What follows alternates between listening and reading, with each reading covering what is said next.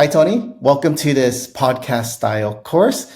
And I really want to dig into your specialty, which what you've been posting on social media has been short term rentals.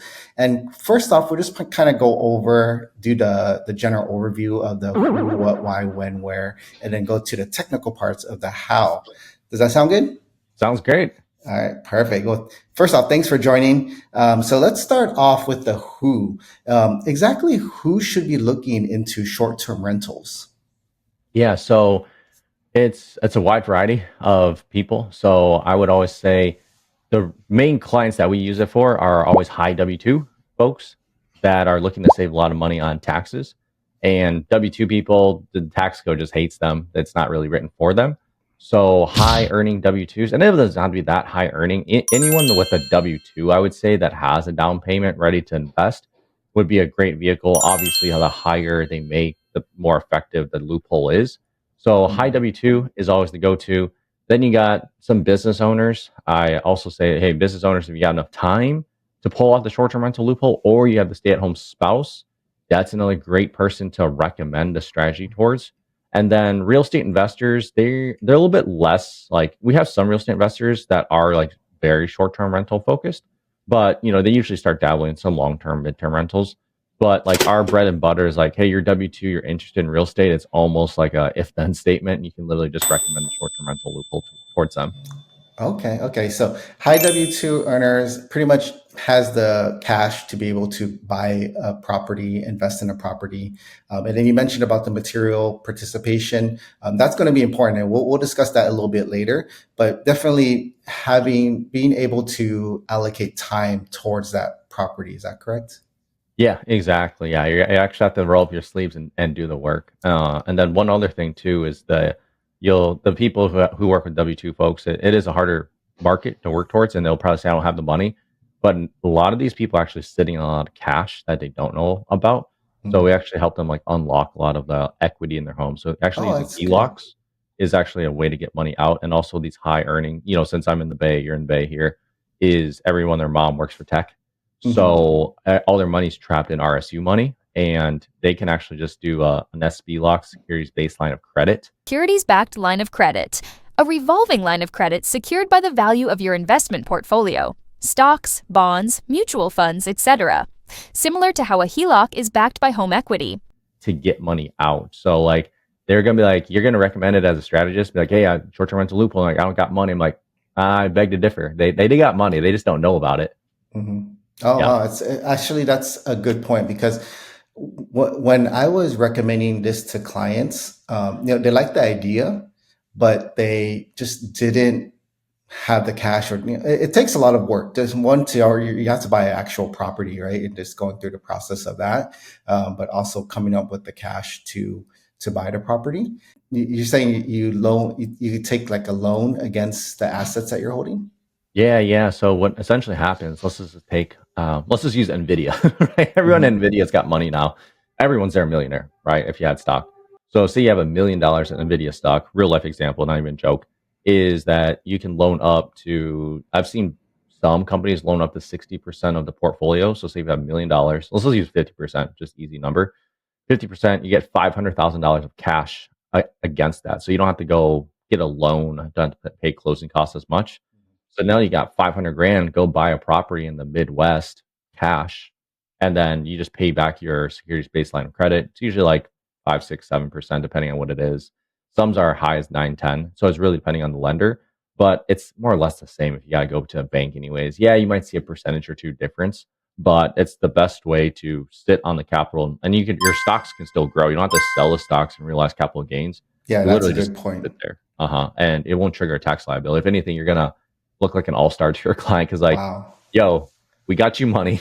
Yeah. Dude, now you have passive income because a lot of W-2 people I talk to don't really enjoy their jobs. So they're always trying to build up that passive income to get out of their W-2. And then you mentioned having, for a taxpayer that's married filing joint, where one spouse maybe has a stay-at-home partner. That's something that should be looked at as well. Yeah, exactly. So you have married joint, stay-at-home partner. Short-term rental loopholes super easy for them to meet, especially, they take care of the, say children, the house, whatever they or their side business. and then they can qualify. That person is going to be the person who does the material participation. So that's a 1-2 combo. A lot of doctors we work with do that. If there's a stay-at-home partner, they could work some hours towards the short-term rental, but also say the person that's working could work a little bit of hours as well, and you could combine all those hours together to meet the qualification. So when you have a married joint person, yeah, you can combine both the person's hours to do this. Okay, perfect. Yep. And then, what is considered a short-term rental? Yeah, so a short-term rental is for IRS purposes and how to qualify for the short-term rental loophole. You have to have an average stay of 7.0 or less throughout the whole year. So the clients are going to ask you, like, I don't have to rent out 7 days a year. And I'm like, no, you're going to lose money. Is an average stay of 7 days. So averages are your total days that you rented it out for, divided by your total stays that you rented out for. And that number needs to be 7.0 or less, right? Not 7.01, 7.0. So how I tell people on this, how I teach my team is, hey, take the total days. Let's just say they had 60 days, and one of it was like 60 days was total that was rented out for the whole year. And then from there, let's just say one of those was a 30-day stay, and the other ones were, let's just say, 15 2-day stays. Yeah, that's still 60, right? So then 60 days. So then you have a 60 days on top, and then on the bottom you have 16, right? Because you had 15 stays plus 15 short stays plus 1 long stay. So now your fraction is the 60 divided by 16, which is well under 7.0. So that's what a short-term rental in tax purposes mean. It can mean a whole bunch of other jargon in the industry. They can be like, oh, hey, I rent this out for a week or two, a month. I consider that short-term rental, but put that aside. Don't talk about it from like true operations. Look at it from a angle of a lens of taxes. Taxes specifically is 7.0 or less. Okay, so that's good to know, because if the average stay is, to say, for most part, it's 2 to 3 days, and then you might have one customer that rented out for 3 weeks. That just because they rented out for 3 weeks doesn't negate the short-term rental loophole that the person could take. Exactly. Like, as long as you're monitoring your total days by total stays, and we have trackers that we made for this for our clients, just so they can like keep that number, because it's all going to come, like everything we're talking about today is all about documentation, actually. So as long as, like, I always tell some of our clients, say, hey, if you don't want to deal with the headache, just do some midterm rental stays, do corporate housing for like 30, 60 days, or like the other ones, just like travel nurses.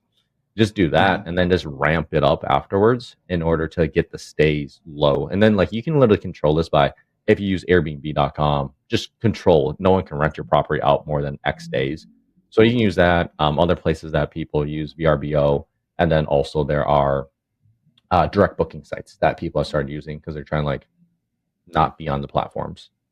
Okay, perfect. So average stay less than 7 days across all the stays. Now, what are these hours of participation requirements? So I know for short-term rentals, we have to maintain a certain amount of hours. Can you go over? I think there's 2 rules. If you could go over both of those rules. Yeah, for sure.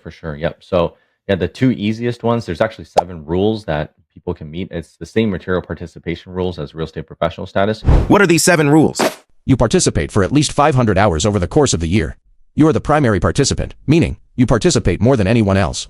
You participate for at least 100 hours and participate for as much or more as the other participants. You participate less than anyone else, but you participate for at least 100 hours in a significant business activity. And the sum of all those activities totals at least 500 hours. You are a material participant for any 5 of the previous 10 tax years. You are engaged in a personal service activity and have been a material participant in any 3 of the previous 6 tax years. You participate for at least 100 hours and, based on all facts and evidence, can demonstrate that you participate on a regular, continuous, and substantial basis.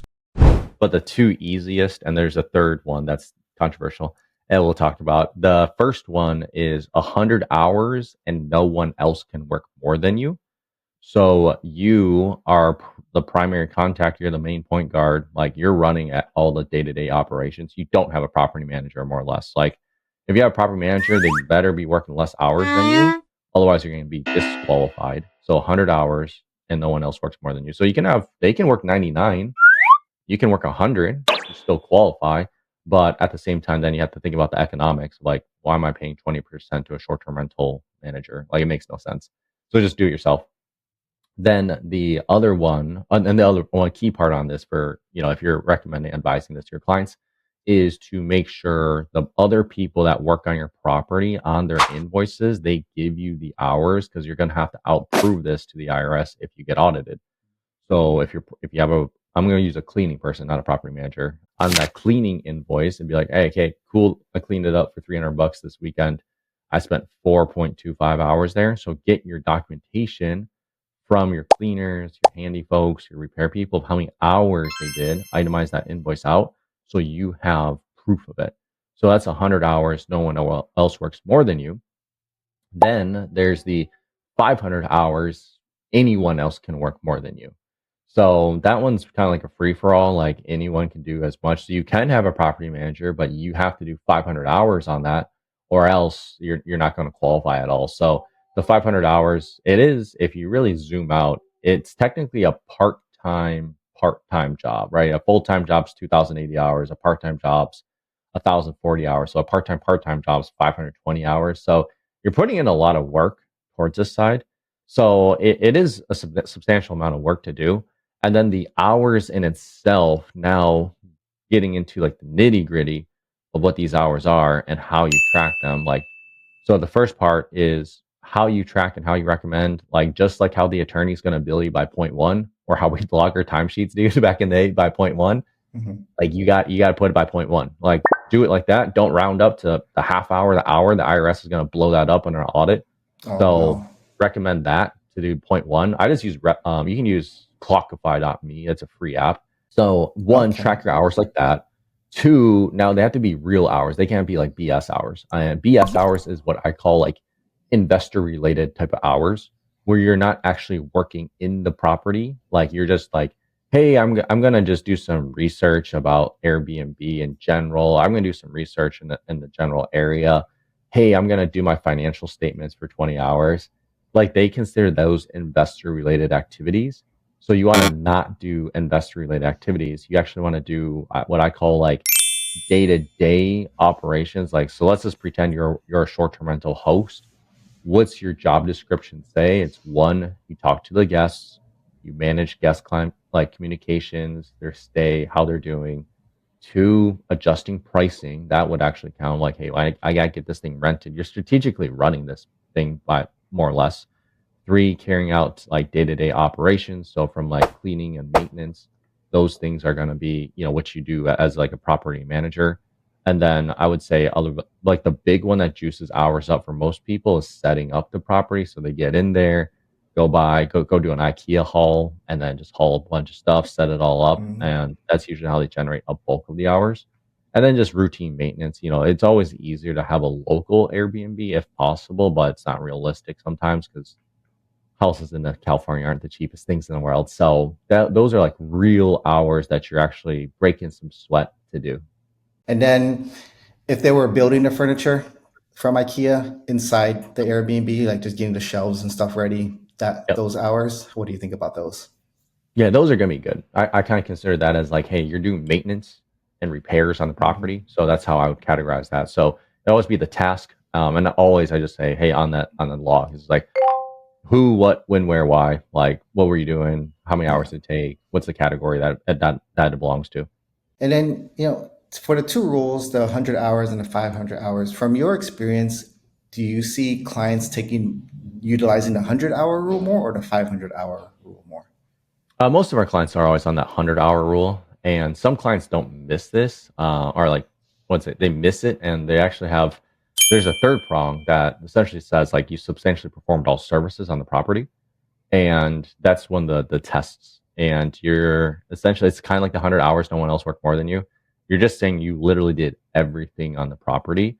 So there's not an hour requirement for that. So that's for the people that like pull this Hail Mary off in December and try to push it through then. So that's kind of like the prong they've used. So our clients used the 100 hours and that second one, like substantially performed all services. Oh, okay. So 500 hours rule you don't really see too often because that's a lot of hours. Yeah, it's like a part-time job. And, Yeah, let's yeah, just say you're working W-2, you're 2,080 hours already. And yeah, then you have yeah, another 500 hours on top, and you have commute. Like, you're working 3,000 hours. So you're working like a yeah, dog. yeah. Like, it's Yeah, because hard. I calculate 500 hours. That's what is that, like 10, almost 10 hours a week. And I think Yeah. the 100-hour rule is on average about 2 hours a week, which can be Right. manageable. Yeah. A lot more manageable Right. for sure. Yeah.